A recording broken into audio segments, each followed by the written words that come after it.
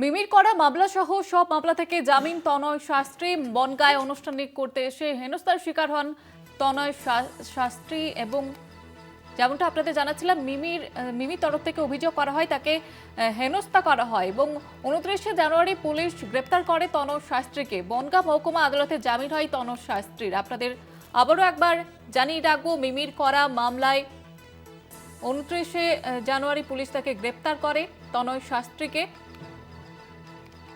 আমাদের সঙ্গে টেলিফোন লাইনে রয়েছেন আমাদের প্রতিনিধি শান্তনু টেকাদার। শান্তনু, ঠিক কি জানা যাচ্ছে বিষয়ে? দেখো, মিমি চক্রবর্তী গত 25 তারিখ বনগাঁ এসেছিলেন অনুষ্ঠান করতে। সেই অনুষ্ঠানে এসে তিনি ফিরে গিয়ে কলকাতায় ফিরে একটা অভিযোগ তোলেন, তাকে হেনস্থা করা হয়েছে এবং তাকে অপমান করা হয়েছে।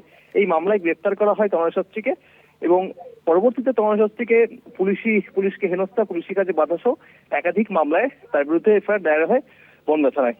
তাকে বেশ কয়েকবার তাকে জেল কাস্টডিতে নেওয়া হয় এবং আজ তাকে সমস্ত রকম যে মামলা হয়েছিল তনয় শাস্ত্রীর বিরুদ্ধে সেই সমস্ত মামলা থেকে তাকে আজ জামিন দেওয়া হয়েছে। ধন্যবাদ জানাবো শান্তনু। আইনের প্রতি আস্থা ছিল, ভরসা ছিল, বিশ্বাস ছিল, সেখান থেকে আজকে বেল পেলাম। যাই হোক, আর একটা কথা হচ্ছে, স্ট্রং ভাবে এসেছি আর স্ট্রং ভাবেই বেরোচ্ছি, এইটাই আমার কাছে অনেক। আর সবাই ভালো থাকুন। আপনারা অনেক আমাদের সাথে ছিলেন, সব সময় সমস্ত সত্যি খবরগুলো তুলে ধরেছিলেন, অনেক ভালো, ধন্যবাদ। এবং আমার পাবলিক এবং সমস্ত দর্শক বন্ধুকে বলি, আপনারা সবাই ভালো থাকবেন। আমরা প্রথম থেকে আদালতের ওপর আমাদের পূর্ণ আস্থা ছিল, আইনের প্রতি প্রবল আস্থা ছিল।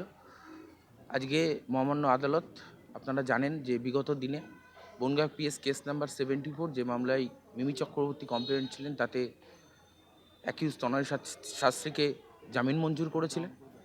আজকে পুলিশের পক্ষ থেকে যে সুমোটো মামলা করা হয়েছিল বনগাঁ পিএস কেস নাম্বার 82, সেই মামলাতেও লন্ডনের এসিজিএম বনগাঁ তিনি জামিন মঞ্জুর করেছেন তনয় শাস্ত্রী এবং তনয় শাস্ত্রীর ছেলে এবং একজন প্রতিবেশী।